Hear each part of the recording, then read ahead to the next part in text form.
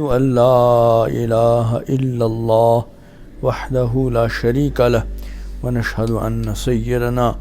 व मौलाना मुहम्मदन अब्दुहु व रसूलुहु सल्लल्लाहु तआला अलैहि वसल्लम तस्लीमन कसीरा।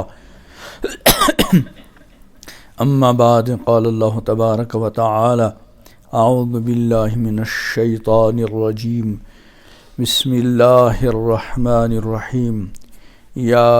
अय्युहल्लज़ीना आमनु उदखुलू फिस्सिल्मि काफ़्फ़ा वला तत्तबिउ खुतुवातिश शैतान इन्नहु लकुम अदुव्वुम मुबीन। सदक़ल्लाहु मौलाना अज़ीम व सदक़ रसूलुहुन नबियुल करीम व नहनु अला ज़ालिका मिनश शाहिदीन वश्शाकिरीन वल्हम्दुलिल्लाहि रब्बिल आलमीन। अल्लाहुम्मा सल्लि अला सय्यिदिना मुहम्मद व अला आलि सय्यिदिना मुहम्मद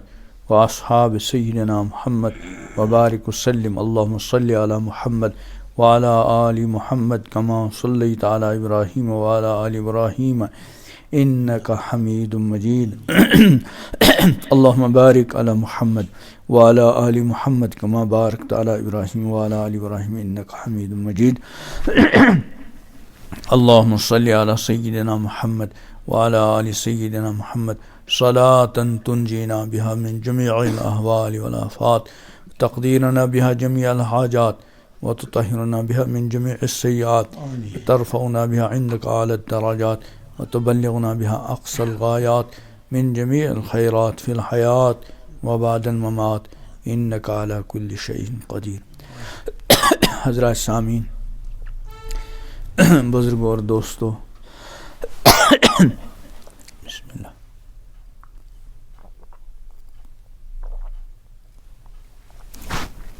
कुरान मुक़द्दस अख आयत करीमा कर मे तिलावत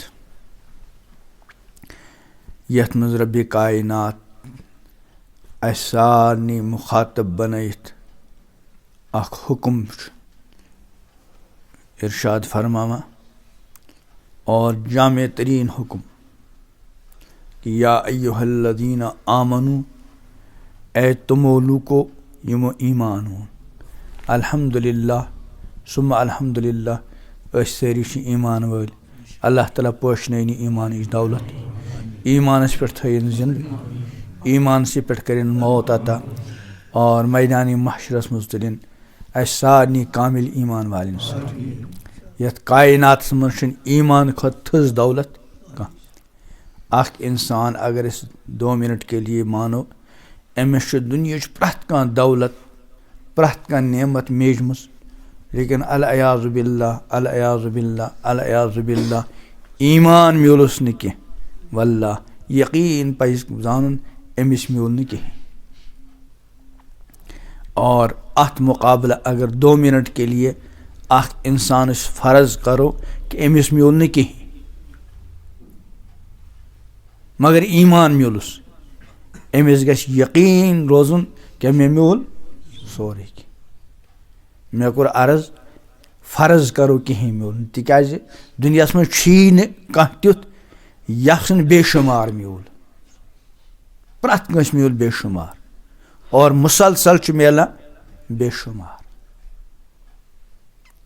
मगर प्रथ चीज़स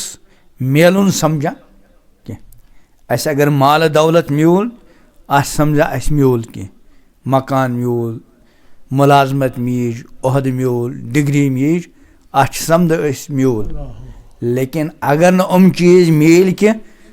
बाद मरतबा खुदा न खासा नाशुक्री हंद शिकार बना कि अस मिल न कह। हालांकि अम वर बेशुमार अस मिलमुत रब्बि कायनात कर चश्म अता अल्लाह ताला पोशने यह चश्म गाश ये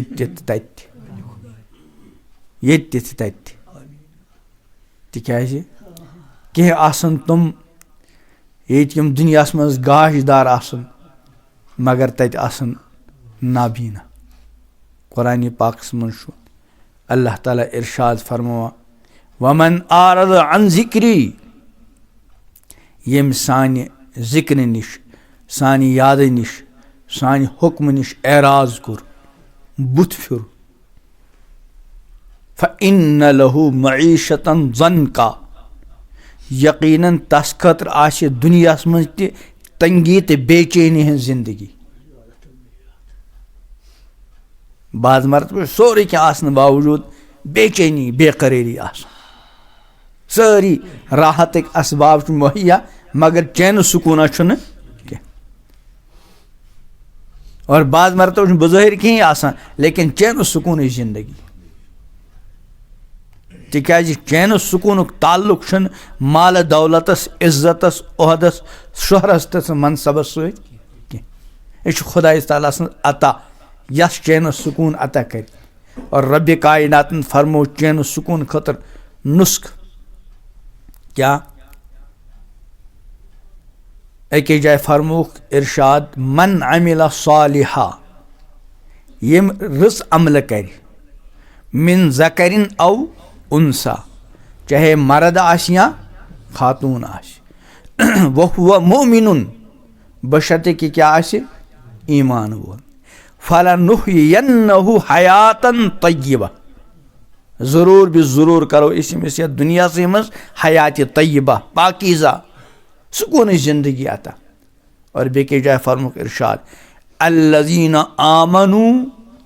तत्मइन्नु क़ुलूबुहुम बिज़िक्रिल्लाह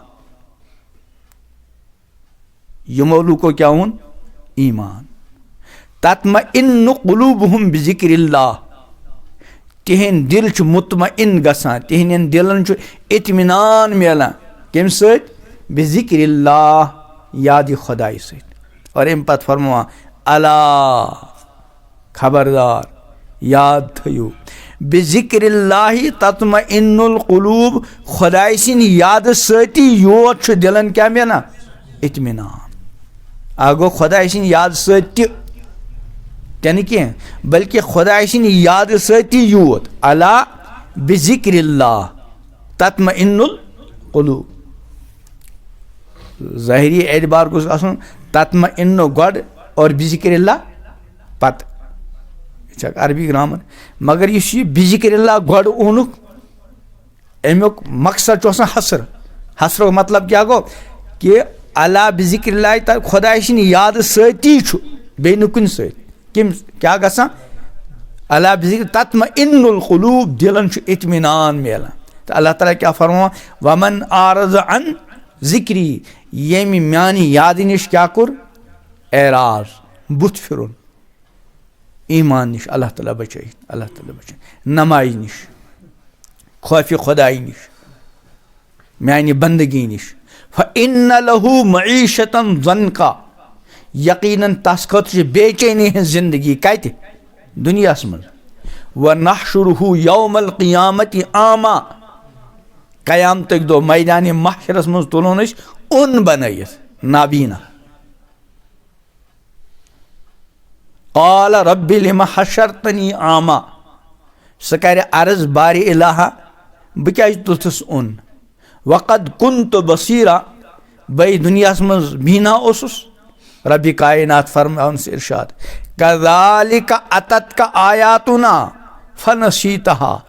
इथे कन दुनिया मज सन आयात सन अहकाम आमत फनसीतहा चे मुशरयित तुम वकज़ालिकल यौम तुनसा यथ कन से दुनिया मज मुशरयित सन आयात मुशरयित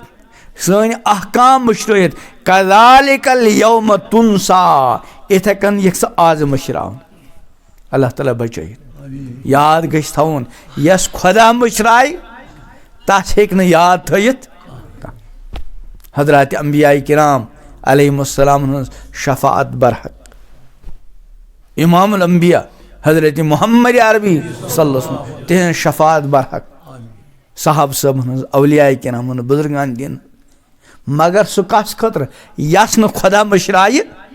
युस खुदायन मुशरो तस हेक शफात सुफारिश कर तिकाज कुरान पाक साफ फरमा मन ज़ल्लज़ी यशफ़उ इंदहु इल्ला बिइज़्निह कुछ युस रब सिंदिस बारगाहस मं सुफारिश कर तसिन इज़्न वरै चुनाचे शफातुक बयान यम सात किताबन मं परान रिवायतन मं आमुत अव्वलीन आखिरीन आसन सारी जमा अस ते आसो तुम ति ٲسِو bہٕ tہِ आसہٕ Allah ताला करिन सो दो सहल तो आसान सो दो करिन सहल तो आसान कुछ दो फरमो यौमन यजअलुल विल्दान शीबा युस लक्टन बचन बड़ बनाए Allah ताला बचाए Allah ताला थयन पन्निस अर्श के सायस अव्वलीन आखिरीन परेशान और यसा आसन कुन तरीकुस बस हिसाब किताब शुरू गसन पत होर गसवा किन योर ये मुसीबत निश गस नजात लब दमा बाहमी मशवर पत गसन सैयदना आदम अलैहिस्सलाम निश अर्ज करन तुछुस सारे जद अमजद रब्बन बनैनो पन्ने दस्त कुदरत सत जनतस मज ठहरनो तिहन फजाइल करन बयान आज के तो रब सस बारगस मज अकोई दरखास्त अकोई सुफारिश बस हिसाब किताब गो शुरू गसन अमे अलाव मंगा सैयदना आदम अलैहिस्सलातु वत्तस्लीम तुम करन माजरत ना मैं कर रब्बि कायनातन अख चीज इस्तेमाल करने निश मना मगर सह गो इस्तेमाल बह हेक न मे हिम्मत नूह अलैहिस्सलाम निश गसियो यके बाद दीगरे तमाम अंबिया किराम निश गसन मगर सारी अंबिया किराम यमन यमन निश हाजिरी दिन तुम क्या करन माजरत अस हेको न करित आखिरस में गसन सारी इमामुल अंबिया हजरत मोहम्मद अरबी अलैहिस्सलाम बारगाह में हाजिर और अर्ज करन शफात सुफारिश शफात कुबरा अथ वन कि अल्लाह ताला गोस हिसाब किताब योत शुरू कर दपन टोट पैगम्बर अलैहिस्सलाम करने फिल फोर शफात बल्कि रब सैंदिस बारगाह में गसन सजदा रेज और सठा तवील सजद करन और पान फरमोक इरशाद बकर रब सिंह तुम अवसाह बयान सु तारीफ तुमन अल्फाज में यम अल्फाज में रबि कायनात तमी सात अता कर पत ये रब और वन या मोहम्मद ए मोहम्मद इरफा रासक पन सर मुबारक तुलियो थोद वस अल तुह मंजू तोता तही अता करना वशफा तुशफ़ा तुह करो सुफारिश तुह सुफारिश गि कबूल वह करन इमामुल अंबिया हजरत मोहम्मद अरबी अलैहिस्सलाम बारगाह में सुफारिश कि हिसाब किताब गोस शुरू गस तो मैं क्या करे अर्ज अल्लाह ताला फरमाओ कज़ालिकल यौम तुनसा इथे कन यह मशरावन तो यस अल्लाह ताला मशराय तस हेक न याद करित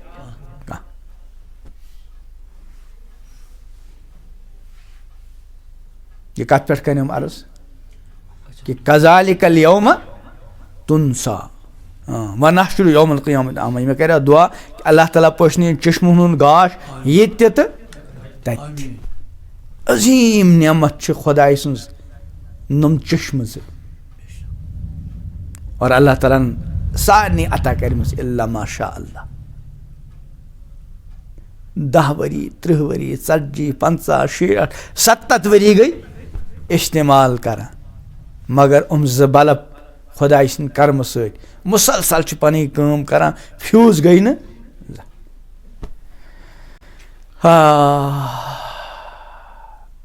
अगर एक इंसान वन करोड़ बुद रुपये दिमो 2 चश्म अख दित पत्थर पेमुत यस न खेनस चेनस योत ठीक पे मिलान कह दस अख अज दि करोड़ बुद दिमो गसा कर तैयार जबान कन अथ खोर और न मालूम क्या क्या आज़ा जवारे कर रबि कायनात अता अल्लाह ताला दिन कदर करने तौफीक पहचान तौफीक और उमन आज़ान सही इस्तेमाल तौफीक आज़ा बेशुमार मगर कह आज़ा सानि खतर बड़ अहम सारी अहम मगर अमल एतबार यमन हुंद ताल्लुक अस अंदरम सोरे सिस्टम सठा अहम मगर तमुक ताल्लुक सैनिस इख्तियार सत सिर्फ कह आज़ा यमुक ताल्लुक सनिस इख्तियार ज़ाहिरी आ गए नुम चश्म अमुक इस्तेमाल इख्तियारी कि गैर इख्तियारी यम सात खुश गि खुदा सद फजल सह चीज़ हेको वुचित यम सात खुश गि करो बंद कहीं वुचो तवे अछन हुन वुचुन लेखन यह कैसा वुक न वुच खुदा न खास्ता गलत वुच सह रिकॉर्ड और खुदा सद फजल सद यानी असल वुच सह रिकॉर्ड अल्लाह ताला बचैन गलत वुच सह रिकॉर्ड कनो यह कैसा बूज असल बूज सह रिकॉर्ड और खुदा न खास्ता गलत बूज सह रिकॉर्ड ये जबान खुदा सद अजीम नेमत वरी वाद गई इस्तेमाल कर वरी वाद कुन मुकुस मुक कह मरम्मत पे न करें कह डीजल कह तेल पेन हालांकि अत जरूरत जबान प्रत सात तर आसा कि खुश प्रत सात तरावट जरूरत तरावट वराई अल्लाह ताला बचाइन अगर मे जबान अल्लाह ताला कर आफियत मामले मे सत पन्ने कुदरत के पास सानो गुनहों सब मकर पन्नो अताओ निश महरूम जा ये जबान प्रसा तर कस अजीम नेमत खुदा ये तरावट कपर लीटर वाद तरावट 4 घंटन मज जेव जरूरत ये तरावट कपर यह कर रब्बन अता तो यम जेव सत बोलन यह रिकॉर्ड सपदान बल्कि अमिच खुसूसी अहमियत रब कायनातन बयान फरमोस मा यल्फिज़ु मिन कौलिन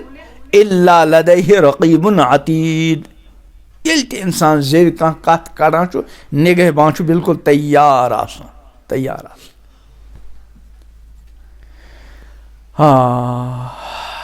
तवे फरमो टठ पैगम्बर अलैहिस्सलाम अकिस मौक़स पे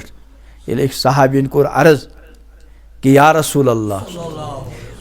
जेव कड़ा क्या अत पे मुआखजा अत पे बाज पुरुष पकड़ इमामुल अंबिया हजरत मोहम्मद अरबी सल्लल्लाहु अलैहि वसल्लम फरमोस इरशाद कि ऐ ना पता जहन्नम पैदावार अक्सर जेव हुंद करतूत यानी लूख जहन्नमस मज गसन सह कम सब गसन गुनाह सब गुनाह अथो सत्य कनो सत्य खोरो सत्य कमाई सत्य मुख्तलिफ चीज़ों से लेकिन अत में सारे में ज्यादा अमल दखल सह कमुक जेव तवे कर एक साथ एक सहाबियन गुजारिश कि या रसूल अल्लाह मे करते हो नसीहत टठ पैगम्बर अलैहिस्सलाम फरमोस अमलिक अलैका लिसानक पन जबान था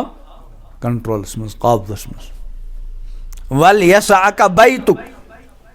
चानि खतर गछ चोन घर काफी आसन बिला जरूरत न और योर फेरुन तोरुन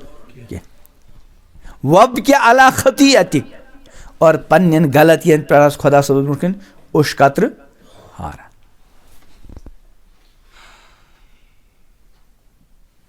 तो वो अर्ज करा कि बफर्ज अगर कस कहीं ते मिलमुत अत पे कर अर्ज बफर्ज कोर अर्ज तिकाज प्रत कह त्यूता मिलमुत हेको शुमार कर तो ईमान दौलत सारे मज बड़ दौलत या अय्युहल्लज़ीना आमनू ऐ ईमान वालो ईमान वाल कुस गो ईमान मुजमल और ईमान मुफस्सल परान और पर्न गज बार बार और समझित गज पर्न आमन्तु बिल्लाह मोन ईमान कस पे खुदायस पे कुन मज अत सनुन परा परम आमन्तु बिल्लाह मोन ईमान कस पे खुदायस पे ईमान मतलब क्या खुदा छु हमेश ओस हमेश रोज सारी तहसीन मोहताज सह खुदाई वहदहु ला शरीक कस हुन मोहताज कुल हुवल्लाहु अहद कुन अल्लाहु समद समद समद मतलब क्या गो सारी तहसीन मोहताज सह कस हुन लम यलिद वलम यूलद न जास कह न जाव कंस न ज़ेइस कह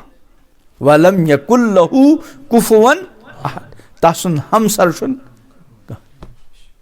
आमन्तु बिल्लाह मे ओन तस ज़ाति पाकस पे ईमान सुई ज़ाति पाक छु प्रत कुन किस्म के नफुक नुकसानुक मालिक म्यानि प्रत कुन नकल हरकतुक दारो मदार म्यानि शाह निनुक तो त्रावनुक दारो मदार तसिंदिस यसनस पे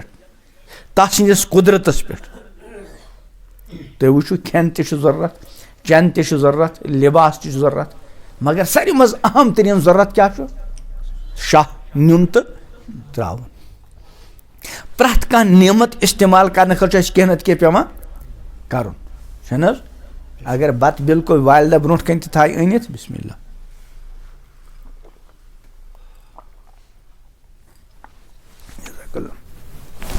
तो अत तुलन लुकम दहानस मज त्रावन चापुन पत इराद कर बोन वाल यह बोन वालित इराद यह अजीब गरीब मामल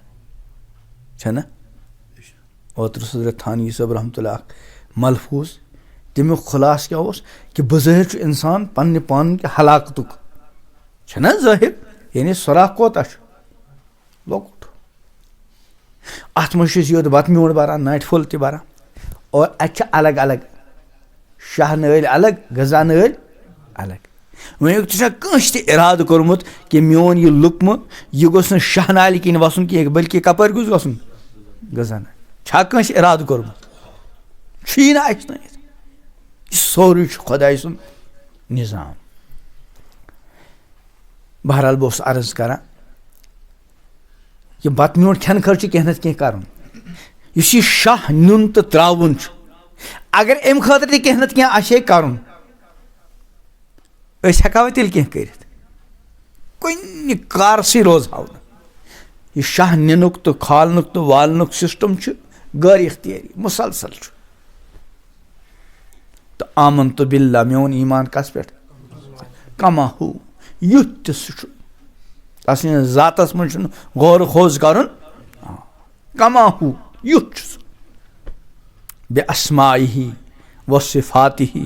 तस नावन पे तसो नावो सान तसो सिफातो सान व कबिल तो जमिया अहकामी मे कर तस सारी अहकाम कबूल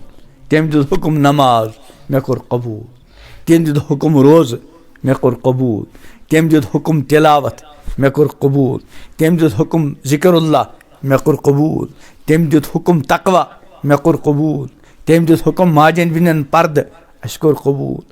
तम दित हुक्म हलाल कमायु मे कोर कबूल तम दित हुक्म हराम नश बचू मे कोर कबूल व कबिल तो जमिया अहकामी इकरारम बिल लिसान जेब हिंद अकरार सान और दिल च तस्दीक सान इथे कन ईमानी मुफस्सल आमन तो बिल्ला मोन ईमान कस पे खुदायस पे व मलाई कत बे तसन फरिश्तन पे मलाई अस यकीन फरिश्त वुचम छा कंस मगर वुचन वराई 100% यकीन अच नाव ईमान अमन फरिश्तन मुख्तलिफ जिम्मेदारी थाम रब कायनातन और तथ मज प्रत कंस ड्यूटी लगम खुदायन कस कस फरिश्त ज फरिश्त प्रत कंस ड्यूटी अख यतत बिहित और ब्या क्या किरामन कातिबीन यालमूना तमन क्या ड्यूटी हाँ हाँ तुम फाइल बनावा फाइल तुम ड्यूटी पे सन पे खुदा न खासा कामि चूर कह मुलाजिम आशे ओड़ गंट गस लेट ओड़ गंट द्राव सुल और अगर ड्यूटी ऑफिस में बिहित तत कुन सात और योर करान मगर यम तुम ड्यूटी वल कह शान क्या ला यासून अल्लाह मा अमरहुम व यफअलून मा युमरून अल्लाह ताला ये हुक्म दितनक नाफरमानी कर बल्कि उन तगनी नाफरमानी अगर नाफरमानी कर और ब्या क्या गो उमन नाफरमानी तगनी तवै अगर फरिश्त गुनाह नीच बचन इहुन कमाल तुम गुन हुक्माद तुम तगनी गुनाह कर तुम पत गुनाह क्या गो इंसान यह हेकि गुनाह करित मगर यह खुदाय सुंद हुक्म सत यह गुनाह तरक करान तवे बाद मरतबा यह इंसान फरिश्तों खोत क्या गसान थदिस मकामस पे वातान। बहरहाल अल्लाह ताला थो तुम ड्यूटी मेन तो तुहज क्या बनावी फाइल बनावा अड़न हज फाइल गई 40 वरी अड़न गई 50 वरी अड़न गई 30 वरी नम लकट लकट बच्चे माशा अल्लाह अम वो लकट इस फाइल कम गम वो तैयार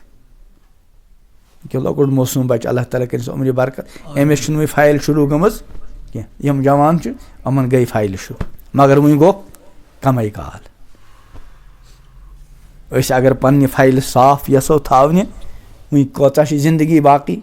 सह अल्लाह ताला पता मगर 50-40-50 वरी गई फाइल बना तथ क्या हेको कर सिवाय इश्क के रब सस बारगाह मज करो माफी हूं दरखास्त पेश तो आमन तो बिल्ला व मलाइकत बे कस पे ईमान फरिश्तन वो कुतुबे बे कस पे तमाम किताब पे आखिरी किताब कुछ कुरान पाक अत पे सोन ईमान व कुतुब रसूल बे कमन पे ईमान पैगम्बरन पे और आखिरी पैगम्बर हजरत मोहम्मद अरबी वल यौमिल बे कस पे ईमान कयामत पे वक्त कर रबस पता मगर आज जरूर क्या गह सोरी निज़ामी कायनात क्या गह दरहमदर हदीस पाक इमामुल अंबिया हजरत मोहम्मद अरबी सल्लल्लाहु अलैहि वसल्लम कैफ अनअम बह कित कन रोज खुश दरा हाले कि हजरत इसराफील तथ सूर युस बोग आशि तथ पस मज लगाइथ इंतजारस कान खुदाय सिंस हुक्मस कुन और गर्दन झुकाइथ कार मेल आर्डर बनिम यह सोरी निज़ामी कायनात क्या गह दरहमदर वल यौमिल आखिर वल कद्र खैरिही व शर्रिही मिन अल्लाह ताला तकदीरस पे यह कैसा या दुनिया मज वजूद पजीर गसान खुदायन थोमुत लिखित वल बासी बादल मौत और मरन पत दोबारा जिंदगी हक़ाइक़ अमन हुंद दिल से यकीन करुन अत क्या नाव ईमान उमने ईमान वाले रबी कायनात हुक्म दिवान या अय्युहल्लज़ीना आमनु ए ईमान वाले ए तमो लुको यमो मीनिस ज़ातस पे ईमान ओन फरिश्तन पे ईमान ओन किताबन पे ईमान ओन पैगम्बरन पे ईमान ओन तकदीरस पे ईमान ओन क़यामतस पे ईमान ओन मरन पत दोबारा जिंदगी गसनस पे ईमान ओन हुक्म क्या खुदा उदखुलू फिस्सिल्मि काफ़ा इस्लाम गो मुकम्मल दाखिल पूर दाखिल सह पूर दाखिल कर गस इंसान इस्लाम अम खर इंसान इस्लाम जानून अम खतर क्या इस्लाम जान कह जाना और कह जान खर अस नश मौके मगर अगर जाना तो सह क्या जाना इस्लाम तो वो आज मुरवजा तालीम हासिल कर बच न मालूम क्या क्या जाना हालांकि बिल्कुल अनजान कि ना यम सात बच अस 2 वोर या 2.5 वोर 3 वोर स्कूल त्रो यह कोता तम सात जाना कह कहें बिल्कुल बेखबर मगर अस कोर यह जान रावन कोशिश नतीज राव 20-25 वरी गई यह आव कह जानित यह जाना बाद मरतबा मोल मोज अनजान तुम पर्मत लिखमत आसान मगर तमो कर मेहनत तिहंदो बचो जून वारिया लेकिन अगर न जोनुक तो क्या जोनुक न इस्लाम की हालांकि इस्लाम जानन प्रत मुसलमानस पे बकद्र जरूरत फर्ज छना हदीस पाक कि तलबुल इल्मि फरीज़तुन अला कुल्लि मुस्लिम बकद्र जरूरत इल्म हासिल करुन इल्म तलब करुन प्रत मुसलमानस पे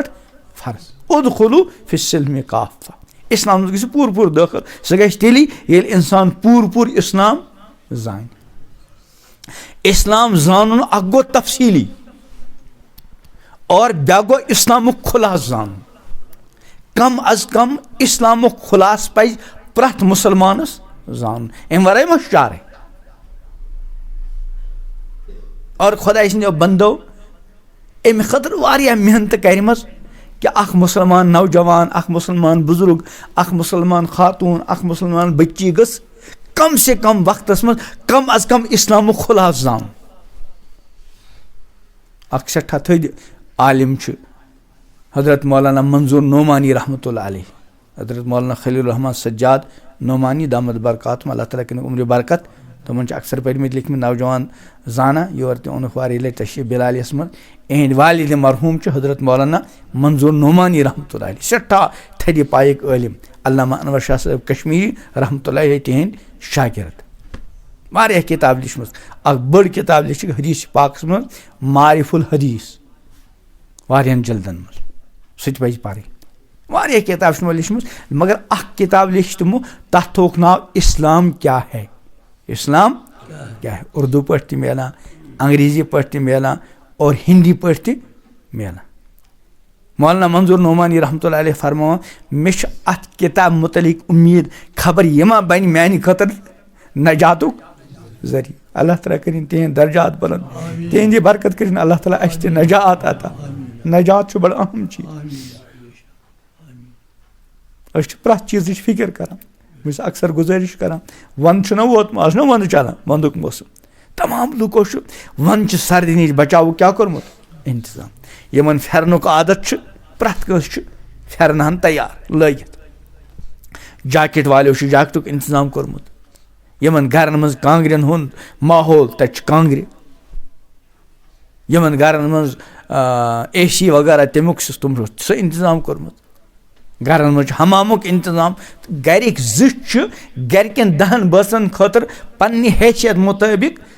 सर्दी नश बचाव क्या कोर्मुत इंतजाम मुकम्मल यूत तस बल्कि बाद मरतबा अगर क्या गरीब अमिस बिचार रपये 10 कि यपर आव वंद अचानक यह बिचोर बाद मरतबा कर्ज तुलान, मगर पन्ने अहल वहल के बचाव सर्दी नश बचाव क्या करान इंतजाम। सर्दी नश गस नजात मिलनी, लेकिन जहन्नम नश गस नजात मिलनी। नारी जहन्नम नश बचाव गसन अमुक इंतजाम गसान। हालांकि अमुक इंतजाम हेकन सारी करित, हेकना क्या ना।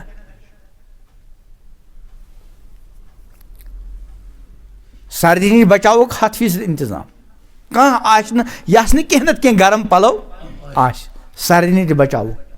लेकिन जहन्नम नश बचाव इंतजाम सारे कह। बस मिसाल अर्ज करा तुज यह मस्जिद कत्या घर ये मस्जिद मुंसलिक 60-70 फी गरस कस नमाज मानो कस मानो यह मस्जिद पे यून मर्द समझदार बच मस्तूरात नहीं कह 3 7 ज़रबे 3 कस गई 10 फजरस कस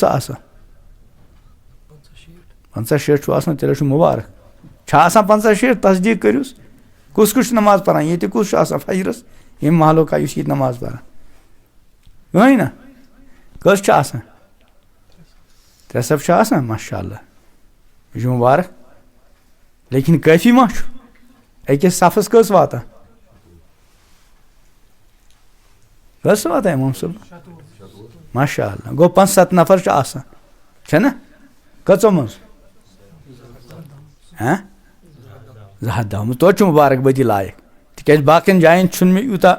मिलान कह बस अक्सर जायन यह सवाल करान कसने फीसद। लेकिन बहरहाल यह मा काफी यानी अमो मतलब गो 70 नफर या 5-7 नफर 210 मज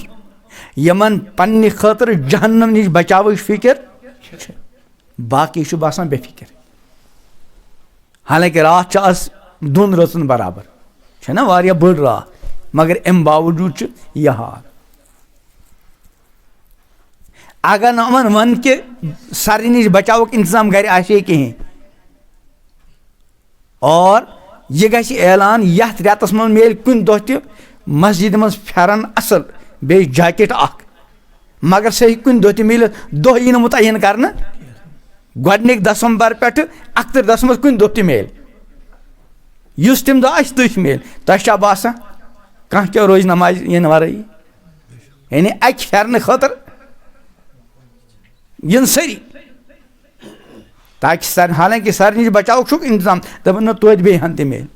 लेकिन जहन्नम के बचाव नश फिक्र की।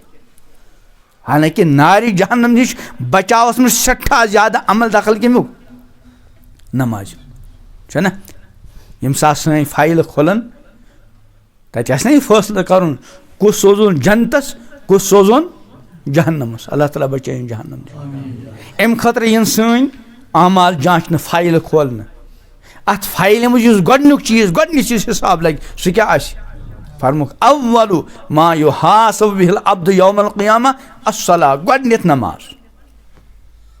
और पत ये फैसल ग जन्नती गई जन्नतस अल्लाह ताला अश्त अता, जहन्नमी गई जहन्नमस अल्लाह ताला बचाइन। पत दी रब्बि कायनात उमन बाहमी गुफ्तगू करनुक मौका। जन्नती करन जहन्नमी सवाल, क्या सवाल करने मा सलककुम फी सक़र, तो किम जुर्मन कनो जहन्नम रसीद। दपन जहन्नमी युस गोडनुक जवाब दिन कि जहन्नमस क्या गई, कुरान पाकन वोन क़ालू लम नकु मिनल मुसल्लीन, तुम वनन अस नमाज गुजारो मज।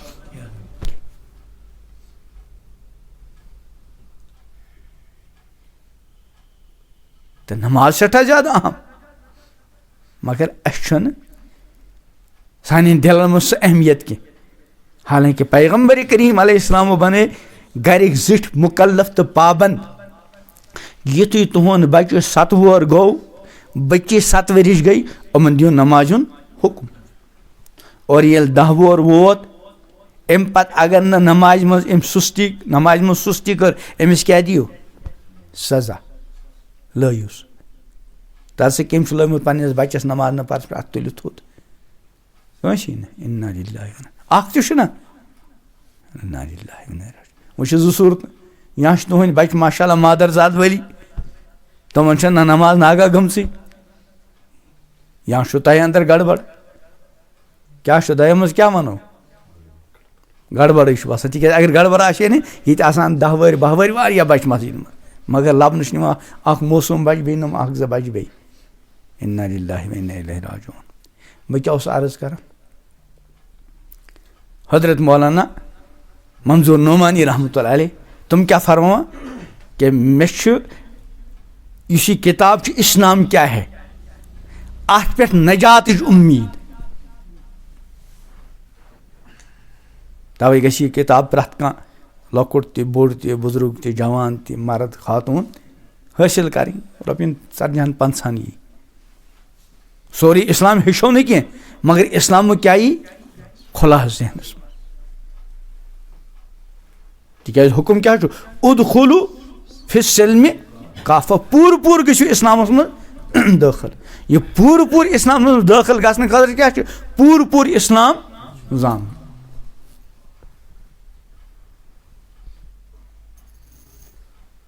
खासकर तुम अहकाम यमुक ताल्लुक सानी अमली जिंदगी से। मसलन अख नफर जो गरीब अमिस पे हज फर्ज, अमिस पे हज हेचुन फर्ज तिक अमल सत मा ताल्लुक। हाँ यम सात गुंजाइश आसिस तम सा हज हेचुन फर्ज। अख इंसान बिल्कुल गरीब सह ज़कात बिचोर रटा पत एहलो क्या करा गुजार, अमिस पे ज़कात फर्ज, अमिस ज़कात सद मसाइल हेचन जरूरत कह हेच तो नूर अला नूर इल्म दीन हेचन खतर, मगर फर्ज छुस वह कह। तो इस्लाम की यम हुक्मुक ताल्लुक कत अमली जिंदगी से तीस हेचुन प्रत मुसलमानस पे फर्ज। मसलन नमाज, और नमाज ब्रोट क्या वुजू ना। मिफ्ताहुल जन्नति अस्सला व मिफ्ताहुल सलात अत्तहूर। जन्नत कुंज नमाज और नमाज कुंज तहारत वुजू। नमाज ना प्रत कस फर्ज, इस नमाज प्रत कस फर्ज, और नमाज खतर शर्त वुजू। यह वुजू हेचुन प्रत कस फर्ज, गुसल हेचुन प्रत कस फर्ज, नमाज प्रत कस हेचन फर्ज। अछन हुंद इस्तेमाल, जेवि हुंद इस्तेमाल, कनन हुंद इस्तेमाल, क्या हुक्म क्या उदखुलू फिस्सिल्मि काफा, पूर गो इस्लाम दाखिल। سٲنۍ أچھ تہِ گژھِ اِسلامَس منٛز دٲخِل گژھٕنۍ. اِسلامَس منٛز کیٛاہ مطلب گوٚو دٲخِل گژھنُک؟ اگر سٲنۍ أچھ تَتھ موقعس پٮ۪ٹھ یَتھ خۄدایَن حُکُم دیُت یَتَتھ مہٕ تُلِو أچھ کینٛہہ یَتَتھ جُکٲیِو، مگر یہِ چھِ اَمہِ باوجوٗد أچھ تُلان، یہِ چھُ بدنِگٲہی کَران، یہِ چھُ غٲر محرمَن وٕچھان، یہِ چھُ موبایلُک تہٕ اِنٹرنیٹُک گنٛدٕ اِستعمال حیا سوز حرکات وٕچھان. اَمیُک مطلب گوٚو أمۍ سٕنٛز أچھ چھِنہٕ وٕنہِ اِسلامَس منٛز دٲخِل کینٛہہ. یہِ چھِ أسۍ زیوِ اَپُز تہِ وَنان، یہِ چھُ بہتان تہِ گَنٛڈان، یہِ چھُ غٲب تہِ کَران. اَمیُک مطلب گوٚو أمۍ سٕنٛز زٮ۪و چھِنہٕ وٕنہِ اِسلامَس منٛز دٲخِل کینٛہہ. أسۍ چھِ اَتھو سۭتۍ تِم حرکت کَران یِم نہٕ پَزَن کَرنہِ. أمۍ سُنٛد اَتھٕ چھِنہٕ وٕنہِ اِسلامَس منٛز دٲخِل. ییٚمہِ ساتہٕ أسۍ پنٛنِس وجوٗدَس سَنو کہِ سانہِ وجوٗد منٛز کوتاہ حِصہٕ چھُ اِسلامَس منٛز دٲخِل اور کوتاہ چھُ اِسلام نِش نٮ۪بر. یہِ کَر لَگہِ پَتہ؟ ییٚلہِ اَسہِ یہِ پَتہ آسہِ کہِ سٲنِس وجوٗدَس مُتعلِق اِسلامُک کیٛاہ کیٛاہ حُکُم چھُ. اَمہِ پَتہٕ گوٚو پَتہٕ خٲرجی اَکھ اِنسان چھُ تِجارت کَران. أمۍ سٕنٛز تِجارت تہِ کَتھ منٛز گژھِ آسٕنۍ؟ اِسلام کِس دٲیرَس منٛز. تَوَے چھُ تٲجرَن خٲطرٕ تِجارتٕکۍ احکام ہیٚچھِنۍ لٲزمی. سیدنا حضرت عمر رضی اللہ عنہ تِمو کوٚر اَکھ فرمان، اَکھ آرڈر اَکھ کہِ تِجارت کَران یِم دُکانَن پٮ۪ٹھ آسان تِجارت تِمَن پَزَن تِجارتٕکۍ احکام ہیٚچھِنۍ. تِکیٛازِ حدیٖث پاکَس منٛز چھُ التاجر الصدوق، پٔزۍ یور تاجر یہِ آسہِ مع النبیین، انبیاہَن سۭتۍ، صدیٖقیٖنَن سۭتۍ. اور بیٛاکھ حدیٖث چھُ التُجار، تٲجر یِم یِن قیامتُک دۄہ فاجرَن سۭتۍ تُلنہٕ، فاجر بَنٲیِتھ تُلنہٕ. اَمیُک مطلب گوٚو تِجارت تہِ چھِ ہیٚچھِنۍ. رۄپیہِ دَہ زینُن اَمیُک چھُ اِجازت، چھُ اِسلامُک حُکُم، مگر یہِ تہِ چھُ ہیٚچھُن کِتھ کٔنۍ زینو اور کَتھ جذبَس تحت زینو. اَکھ حدیٖث پاک چھُ من طلب الدُنیا حلالا. اَکھ گوٚو یہِ زانُن کَمہِ طریٖقہٕ چھُ زینُن حلال اور کُس طریٖقہٕ چھُ حرام، یہِ چھُ زانُن بہرحال لٲزمی. اَمہِ پَتہٕ یُس حلال طریٖقہٕ سان کماوان چھُ اَتھ مُتعلِق چھُ زانُن کہِ کَتھ جذبَس تحت زینو. چنانچہ حدیٖث پاک چھُ من طلب الدُنیا حلالا، ییٚمہِ حلال طریٖقہٕ سان دُنیا ژھونٛڈ. چھَنا کانٛہہ چھُ مُلازمت کَران، کانٛہہ چھُ تِجارت کَران، کانٛہہ چھُ فیکٹری کھولان، کانٛہہ چھُ کارخانہٕ کھولان حلال طریٖقہٕ سان. یہِ چھُ حلال طریٖقہٕ سان کماوان، حلال طریٖقہٕ سان زینان، مگر نیت کیٛاہ چھَس؟ ترٛےٚ نیت کَرِ حدیٖث پاکَس منٛز بیان گۄڈٕنٮ۪تھ. استعفافن عن المسألہ، یہِ چھُ زینان اَمہِ موٗجوٗب تاکہِ کٲنٛسہِ برونٛٹھ کَنہِ اَتھٕ دارنہٕ نِش بَچہِ،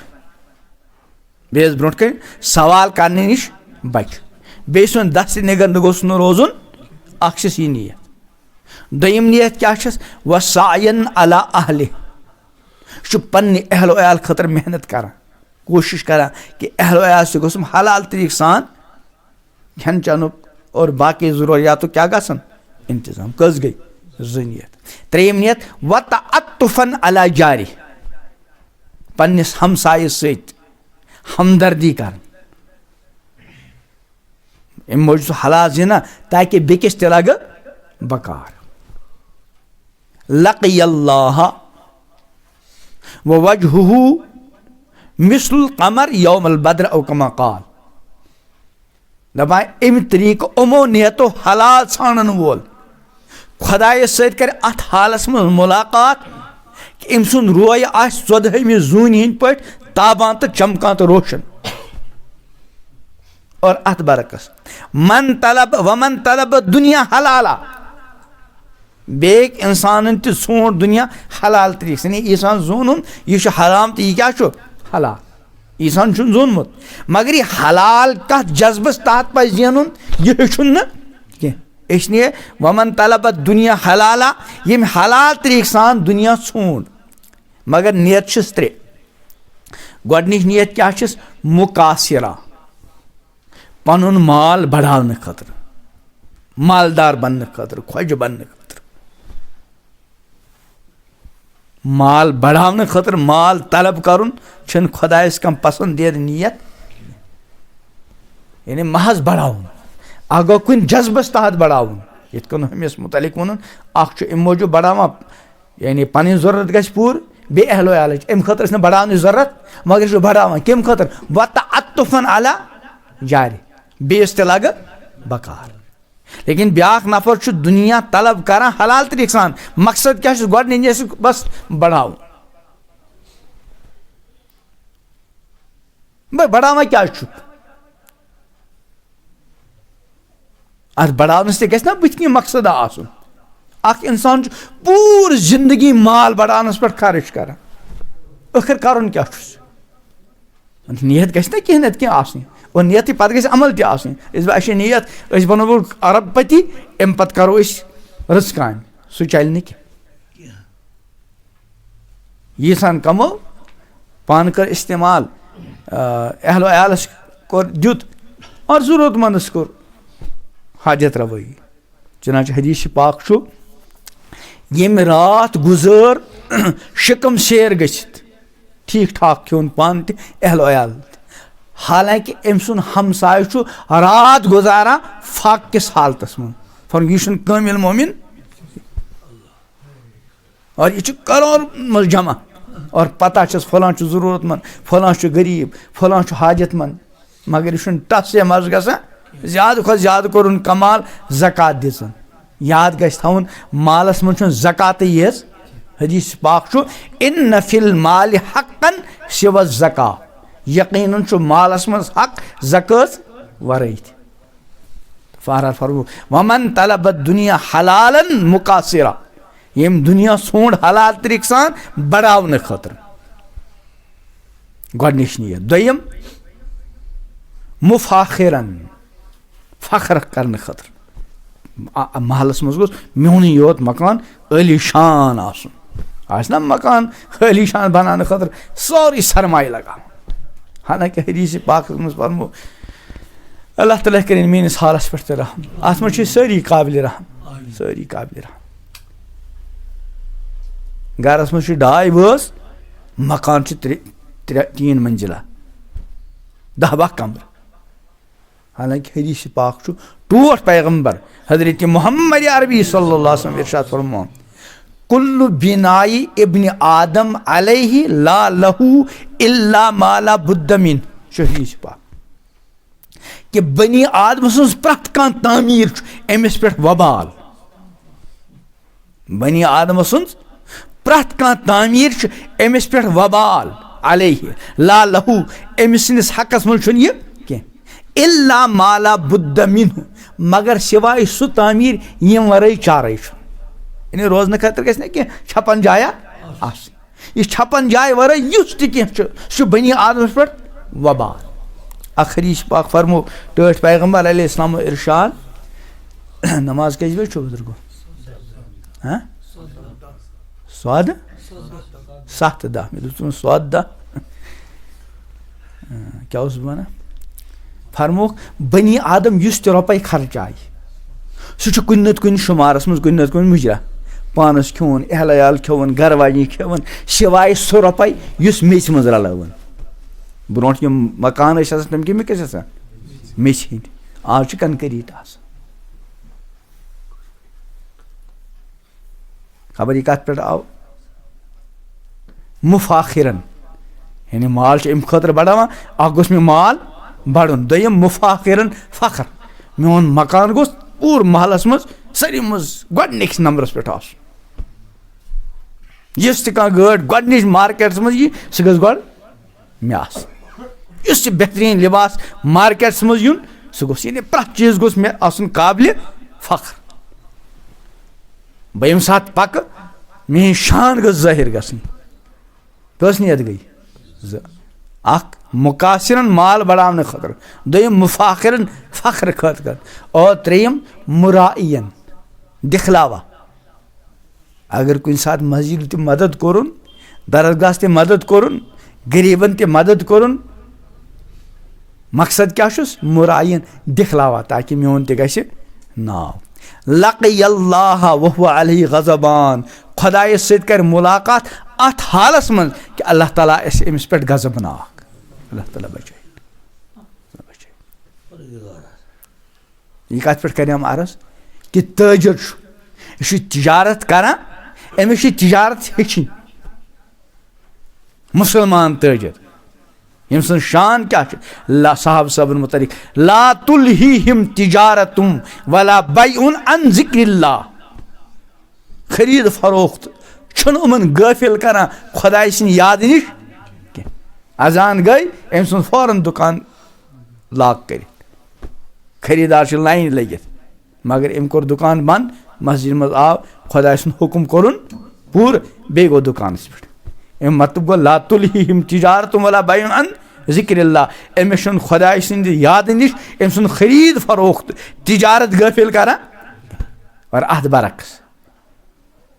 ब्याख नफर अथ महल मस्जिद हमसाय बाज मत पे मस्जिद हमसाय नमाज कज बज मस्जिद हमसाय न पता नमाज ये पर्न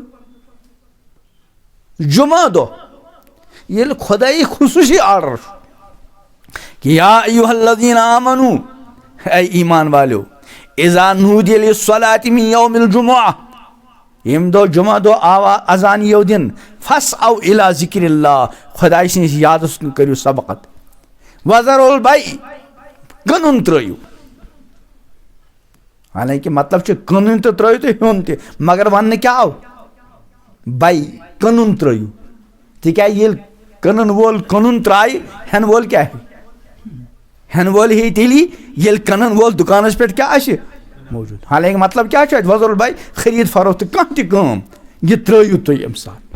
मगर कत्या तुम आसान खुद बह तैयार मगर हूँ टस से मज ग मतलब गो अम तिजारतन कोर यह खुदाई सिंद याद निश गाफिल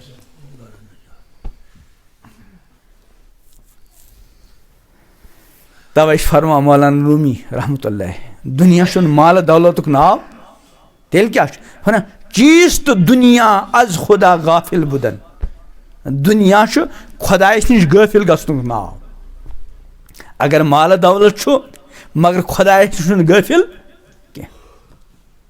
नमाज वीज नमाज तिलावत वीज तिलावत हलाल सदक वीज सदक वगैरह वगैरह यह दुनियादार क्या दुनियादारी नाव कत खुदाई सद हुक्म नश क्या गसन गाफिल मा नमाज मज अगर आव अमिस दिल आसान कत हालांकि मोमिन गो अगर यह दुकानस पे अम सुन दिल कत गसन तवे ना हदीस पाकस मज टोट पैगम्बर अलैहिस्सलाम इरशाद फरमा सब अतन युजिल्लुहुमुल्लाह फी जिल्लिही यौमा ला जिल्ला इल्ला जिल 7 किस्मक लूक आसन अल्लाह अर्श के साय तल अल्लाह तआला कन अस अता यम दो अर्श के साय वरै कहीं साय आछ तथ मज रजुलुन कल्बुहु मुअल्लकुम बिल मसाजिद सो खुदाई सुन बंद या सुन दिल प्रसाद कोकुन मस्जिद कुन फजर पर द्राव जोहरिश फिक्र जोहर पर द्राव असरिश फिक्र असर पर द्राव मगरिबश फिक्र मगरिब पर द्राव इशाइश फिक्र मिसाल अर्ज कर टूरिस्ट बल्कि मसलन 2 नफर उमन गसन जुम दोनवे एक जाए सीटस पे अख नफर यह अति सोचान गाड़ी वात कज गुंड बह चम नुन चाय तो बे खेम पराट अम पे गई गाड़ी रुकन कत रामबन बह खेमा कशर आई बत अम पे गई बे उधमपुर तथ क्या तथ जाए वन दोस्तों नुन चाय तो चोट सरमूली तत गस रुकन बह चमा सत चाय मकाई सच तो अमिस सोच यानी ये पे कज गुंड बने अम सुन पूर सफर नुन चाय तो पराट अत पे बने अम सुन सफर क्या राजमा दाल तो बत अम पे बने नरसुली तनित मकाई सुट तो बे चाय ब्या खुश नसीब बन अमस यह फिक्र अत पे काश कि नमाज गस यह गाड़ी गस रुकन मे बानहल यहाँ रामबन 1 बजे मे मिले नमाज अम चे कज गुंड नुन चाय अम गो हुद बत मगर अम सुन पूर सफर क्या बने नमाज और हम सुन पूर सफर क्या बने नुन चाय तो बत इन्ना लिल्लाहि व इन्ना इलैहि राजिऊन तो बहरहाल बहुत अर्ज करना अल्लाह ताला हुक्म दिमो उदखुलू फिस्सिल्मि काफा इस्लाम पूर दाखिल तो इस्लाम पूर दाखिल गसन खत इस्लाम हेचुन ना दो खुदा सबस वन और वन पज रजीना बिल अल्लाह ताला को अस खतर खुदा सब पान फरमान वरज़ीतु लकुम अल यौम अकमलतु लकुम दीनकुम, आज कर मैं तह खतर तुहद दीन मुकम्मल। वरज़ीतु लकुमुल इस्लाम दीना, और मे कोर तह खतर दीन आसनिक एतबार इस्लाम पसंद। इस्लाम कोर म्यान खतर कम पसंद। अगर कुछ सात कह चीज आसे तस वारिया मोहब्बत, हे क्या क्या म्यान खतर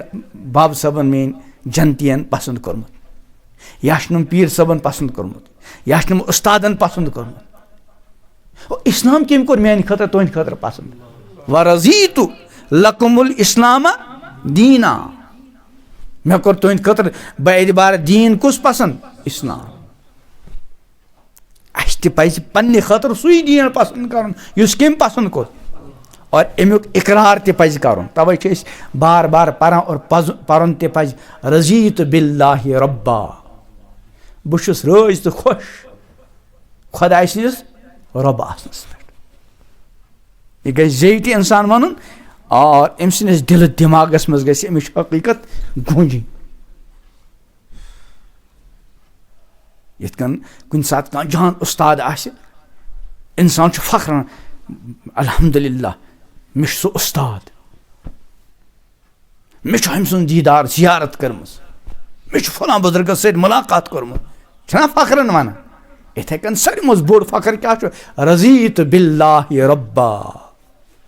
सोन सारे मज बोड़ सारी कह क्या कि अल्लाह ताला मोन रब। रज़ीतु बहुस खुश तो रज खुदाय सस क्या आसनस पे, रब आसनस पे। वबिल इस्लामी दीना, बहुस इस्लाम किस दीन आसनस पे खुश। वबि मुहम्मदिन सल्लल्लाहु अलैहि वसल्लम नबीयम व रसूला, बहुस हजरत मुहम्मद अरबी सल्लल्लाहु अलैहि वसल्लम नबी तो पैगंबर आसनस पे खुश। रब तह जानून, रब तह जानून कि ना, अल्लाह ताला जान मे तह रब जानून कित कन। रब सस जात मे हेको गौर फिक्र कर, रब जान खतर यथ कायनात मज गौर फिक्र कर। सह रब तुम वो तुम माशाअल्लाह मस्जिद बनाम कस तान अन कालम तुम थोमुत, मगर बीम कत्या मुट छस।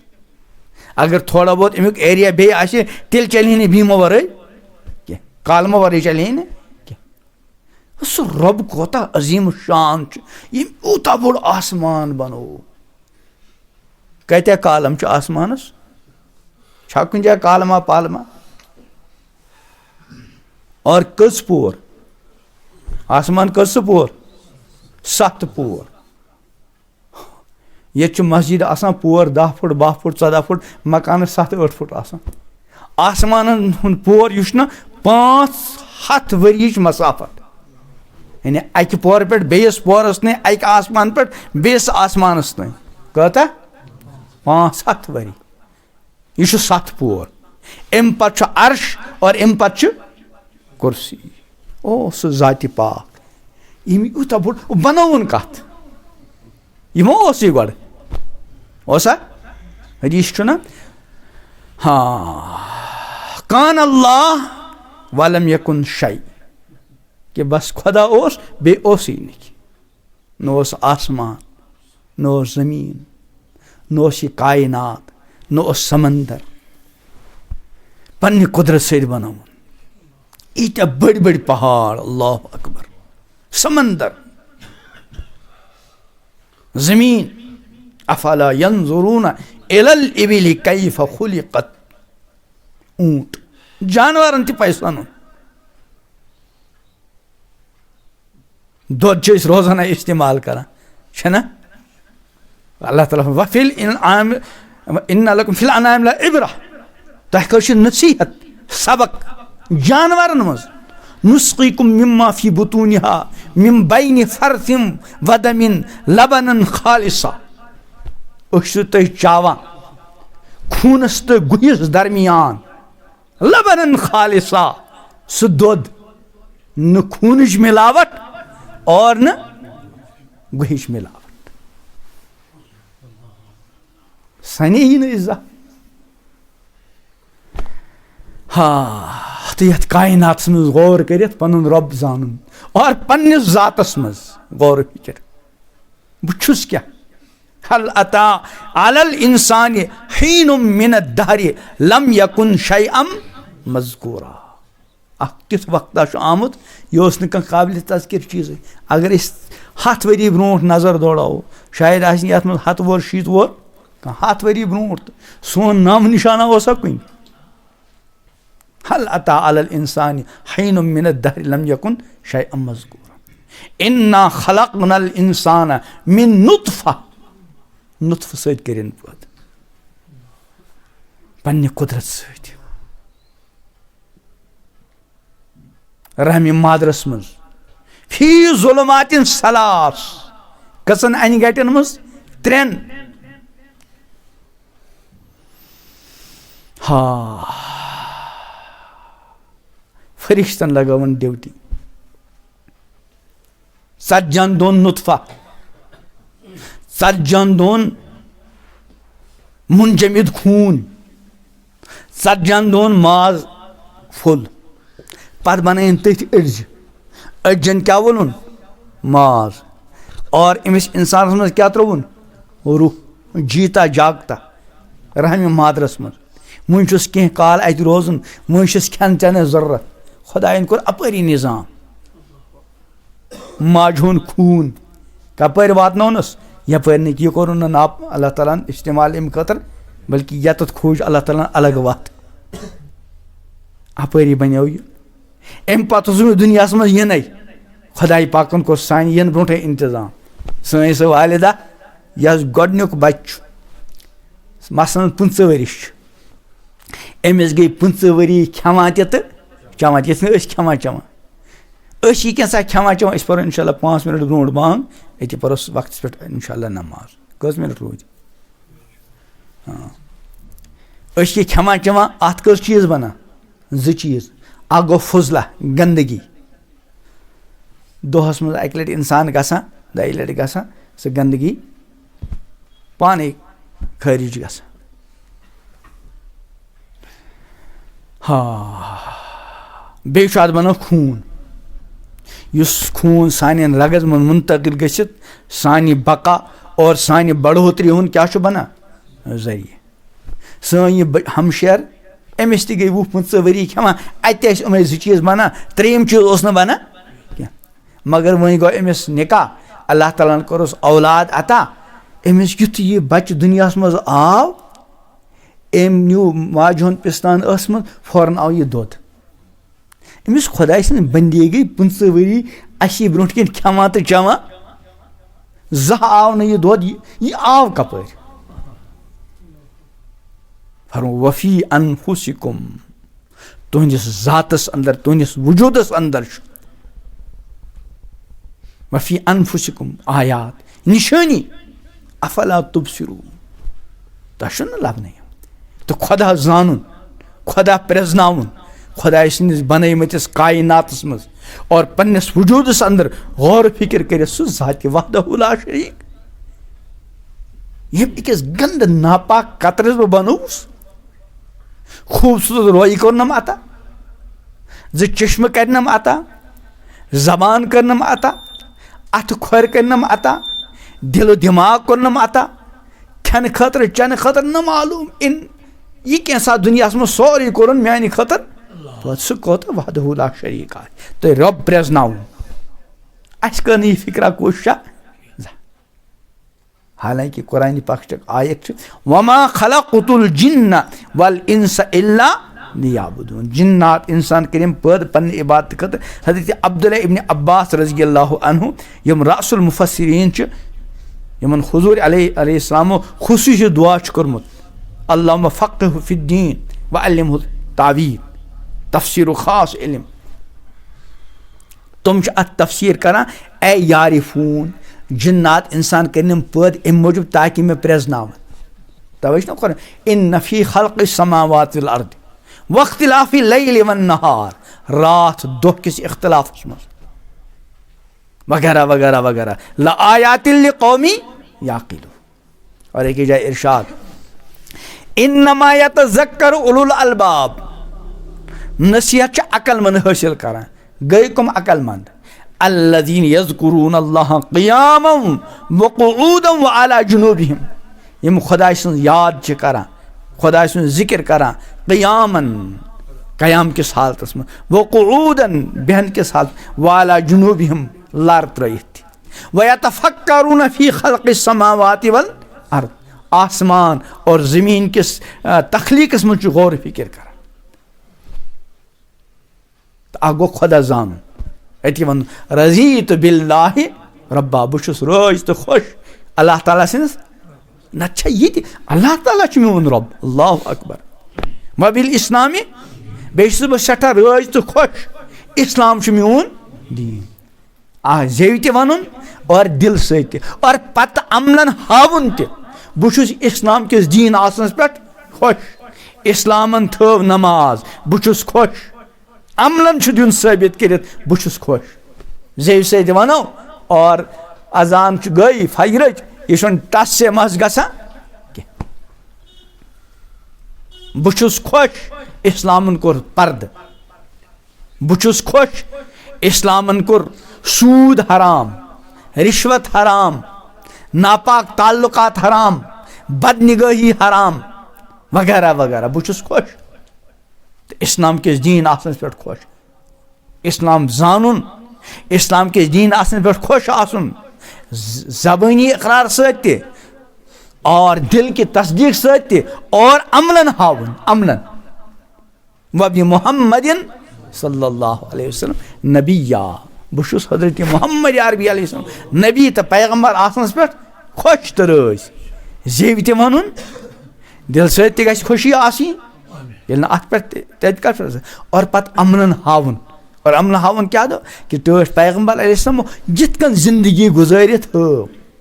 और यित कन जिंदगी गुजारने मुकल्लफ बने तित कन जिंदगी गुजार यम सात इंसान जेव त वन रज़ीत बिल्लाहि रब्बा व बिल इस्लामी दीना व बि मुहम्मद सल्लल्लाहु अलैहि वसल्लम नबिया पत यम सात यम दुनिया मज गस एमिस गोडनुक सवाल युस कब्र मज आस सो क्या आस मन रब्बुक वन सो रब कुछ अगर ये दुनिया मज रज़ीत बिल्लाहि रब्बा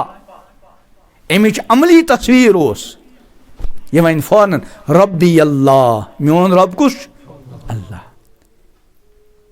अगर अम इस्लाम जनित पनी सारी जिंदगी इस्लाम मुताबिक गुजारमज आस अमिश वन चोन दीन क्या ये वन बिला झिझक दीनी अल इस्लाम मोन दीन क्या इस्लाम और अगर अम हजरत मोहम्मद अरबी सल्लल्लाहु अलैहि वसल्लम प्रजनमत ईमान और हत्तर इम्कान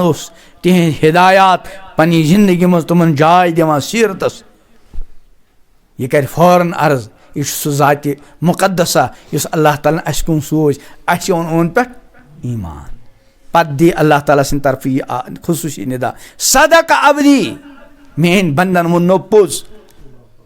खोली अमिस खतर जन्तिक तरफ दर जन्तुक फर्श बिछोयुस और अमिस वन यह वन शोंग यथ कन महरिन शोंगा यानी कयाम तक सुबह तक कर फिलहाल आराम तो बहरहाल मैं कर आयत तिलावत या अय्युहल्लज़ीना आमनू ऐ ईमान वाले उदखुलू फिस्सिल्मि काफ़ा पूर गो इस्लाम में दाखिल वला तत्तबिउ खुतवातिश शैतान शैतान से नक्श कदम से पकड़ो ना अड़ान इस्लाम मुताबिक पकान और अड़ान कस वनस पे पकान शैतान से वला तत्तबिउ खुतवातिश शैतान शैतान से नक्श कदम पे पकड़ो तिकाज इन्नहु लकुम अदुव्वुम मुबीन सह तुंद खुल्लम खुला दुश्मन जी दुश्मन बस इस पे कर पानी कह मुकम्मल आ गो खुल्लम खुला दुश्मन और ब्या गो छुपा हुआ दुश्मन ज्यादा खतरनाक कुछ आसा खुला हुआ कि छुपा हुआ खुला हुआ शैतान यानी खुला हुआ मत तम ऐलान कर्मुत दक्षिण तमक खबर तम ब्रह कन तम तो पत कन तम कुरान आतियन्नहुम मिन बैन ऐदिहिम व मिन खल्फिहिम व अन ऐमानिहिम व अन शमाइल और ब्या गो छुपा हुआ दुश्मन सह कुछ नफ्स बड़ खतरनाक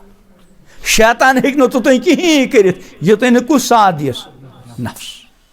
ये नफ्स क्या थवन यह नफर इस्लाम पे पकन दिवान तवै छु कुरान पाकन थोमुत कि बस ज कामि करियो अम्मा मन खाफा मकाम रब्बि युस पन्निस रब्बस ब्रोंठ खड़ा गस किस बारस में खोचान रूद हमेशा छु अकीद बेदार अख वक्त यन वोल मे छु रब्बस ब्रोंठ कन खड़ा गस जिंदगी हुन हिसाब जवानी हुन हिसाब कमाई हुन हिसाब खर्चुक हिसाब इल्मुक हिसाब और अम पत क्या असर पे यह सोचनुक वनहन नफ्सा अनिल हवा नफस रुकोवन गलत किस्म चो ख्वाहिशातों निश वुचन गलत ख्वाहिश बोलन गलत ख्वाहिश बोजन गलत ख्वाहिश कमावन गलत ख्वाहिश खर्चावन गलत ख्वाहिश वगैरह वगैरह फ़इन्नल जन्नत हियल मावा फौरन अम सुन ठिकाना जन्नत अख दुश्मन शैतान और दोयम दुश्मन कुछ अल्लाह ताला दीन उन दुश्मन नश थन पन्निस खुसूसी हिफाजत पनहस में अल्लाहुम्मा लकल हम्दु कमा अंत अहलु